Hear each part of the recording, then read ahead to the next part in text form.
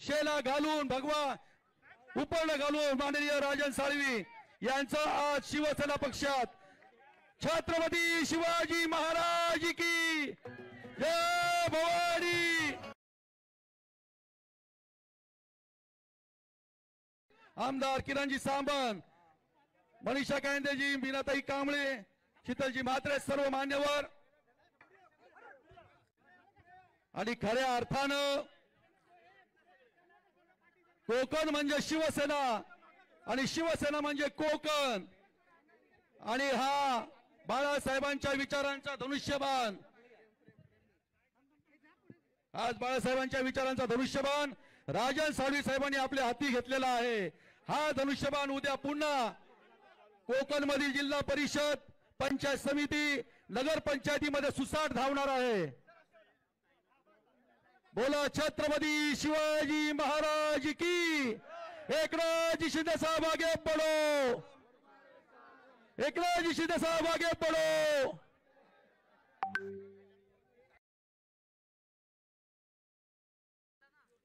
आज प्रवेशाची यादी आहे। संजय साळी उपजिल्हा प्रमुख, राजेश शेलार, चंद्रकांत मंचकर, सुभाष गुरव, लीला दर्शी, शरद चरकरी, वसंत जडियार, नरेश दुधवळकर, सुरेश एरामपूरकर, संतोष गुरव, संदीप बारसकर, सुरेश झोरे, राजेंद्र हळदणकर, मनीषा मराठे, सुशांत मराठे, मंदार सप्रे, महासचिव काँग्रेस, सचिन पांचाळ, विभाग अधिकारी, अंजली कडू, महिला विभाग प्रमुख। 9 तारीख म्हणजे भाईंचा जन्मदिवस आणि तोच धागा पकडून कारण माझा सुद्धा जन्म 9 जुलैला भाई आणि 9 तारीख म्हटली किती शुभ असते उदयजी। आणि मग 9 तारखेला सकाळी भाईंना भेटलो, भाईंचे आशीर्वाद घेतले आणि भाईंना म्हटलं की मला आता कुटुंबातला एक सदस्य छोटा भाऊ मागे राहिला होता, तो तुमच्या परिवारामध्ये परत येऊ इच्छितो अशी इच्छा व्यक्त केली आणि माझ्यासोबत माझ्या मतदारसंघातले अनेक मंडळी आपल्या शिवसेनेमध्ये येऊ इच्छितात अशा तरी इच्छा व्यक्त केली आणि आजचा हा सुवर्ण दिवस निघाला। मी खरोखर स्वतःला नशिबान समजतो कारण ही जागा पवित्र आहे। धर्मवीर आनंद दिघे साहेबांच्या स्पर्शाने ही जागा पवित्र झालेली आहे। त्यांच्या अधिपत्याखाली शिंदे साहेबांचं नेतृत्व उभं राहिलं हे संपूर्ण महाराष्ट्राने आणि संपूर्ण देशाने पाहिलेलं आहे। आणि मला आठवतो तो प्रसंग भाई की वंदनीय शिवसेना प्रमुखांच्या आशीर्वादाने मी 2000 साली जिल्हा प्रमुख झालो आणि जिल्हा प्रमुख झाल्यानंतर या ठिकाणी स्वतः दिघे साहेबांनी माझ्या ठिकाणी सत्कार सन्मान केला होता ह्या आपल्या मठामध्ये आणि पुन्हा एकदा एवढ्या वर्षानंतर शिंदे साहेबांनी या ठिकाणी माझा सत्कार सन्मान केला, आपल्या कुटुंबामध्ये सामावून घेतला। मी खरोखर स्वतःला नशिबान समजतो।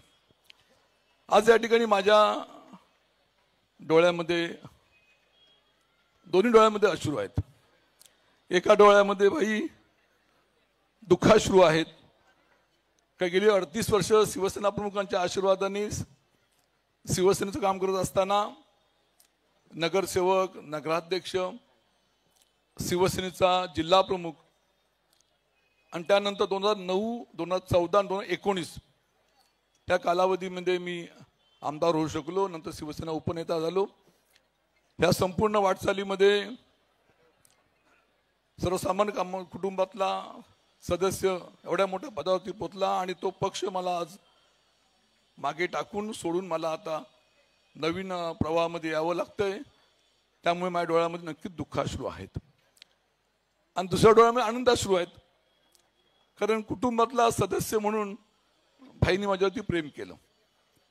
2009ची निवडणूक, त्या निवडणुकीमध्ये भाई आणि आम्ही त्या ठिकाणी विधानसभेमध्ये असेल त्या काळापासून आम्ही 9 आणि 14, 19, 2022 पर्यंत भाईंनी मला कुटुंबातला एक छोटा भाऊ म्हणून मार्गदर्शन, दिशा आणि सहकार्य केलं। त्या भावनेने निश्चितपणे पुढे गेलो आणि भविष्यातल्या कालखंडामध्ये सुद्धा पुढे जायचा निर्णय घेतला।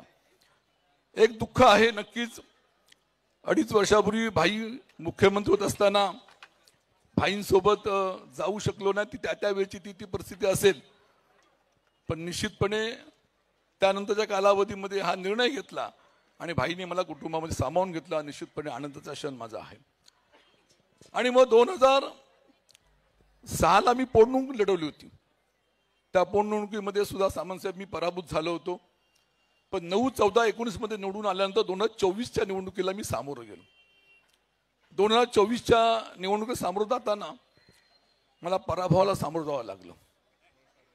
ह्याला जबाबदार कोण, हा प्रश्न नक्की आतापर्यंत मी आपल्या समोर मांडलेला आहे.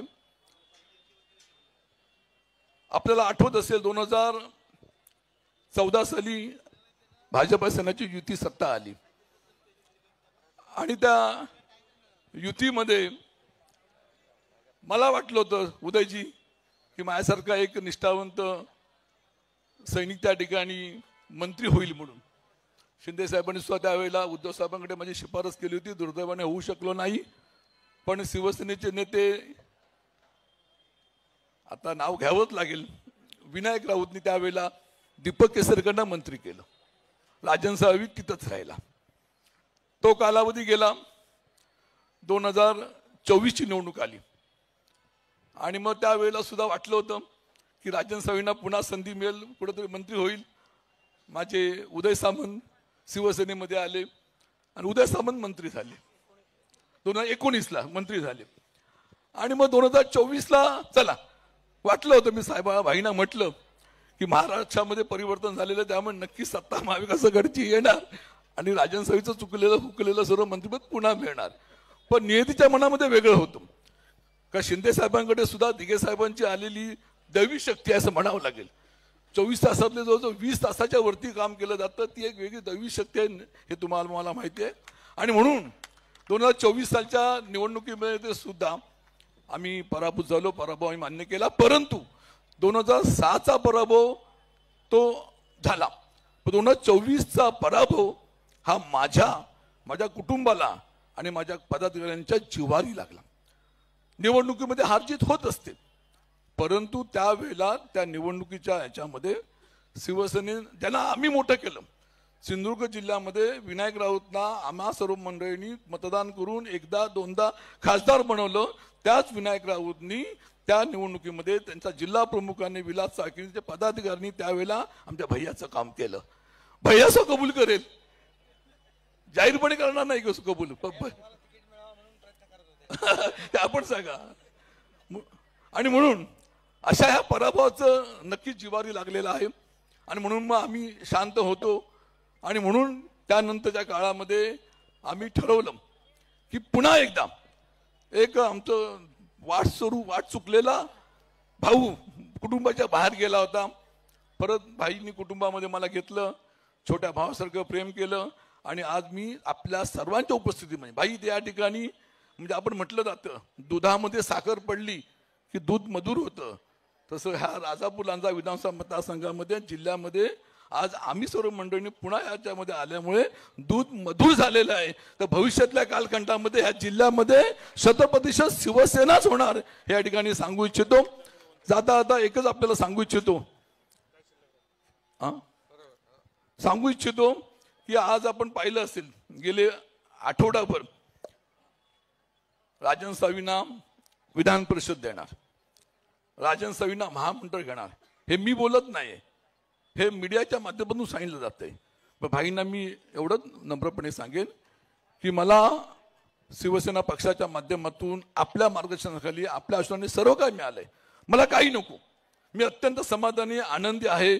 परंतु भविष्यातल्या कालखंडामध्ये या भागामध्ये संघटना वाढवणं, मोठं करणं आमचं आद्य कर्तव्य राहील.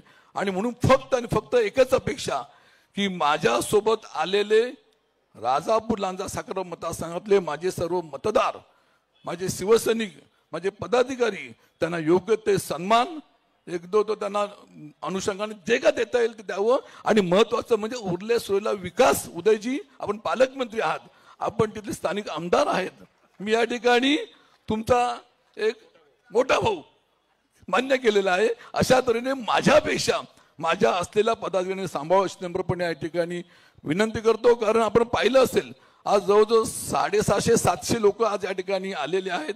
मतदारसंघामध्ये अनेक लोक आहे. त्यामुळे उदयजी आणि किरणजी आपला मतदारसंघ मला वाटतं 90% पुढे जाऊन अशा तऱ्हेच्या या ठिकाणी भावना व्यक्त करतो आणि भविष्यातल्या कालखंडामध्ये आपल्या अधिपत्याखाली पुन्हा एकदा या ठिकाणी आम्ही एकत्रपणे काम करतो असं आपल्याला सांगू शकतो. जय हिंद, जय रत्नागिरी 24 न्यूज चॅनलला आताच सबस्क्राइब करा आणि शेअर करायला विसरू नका.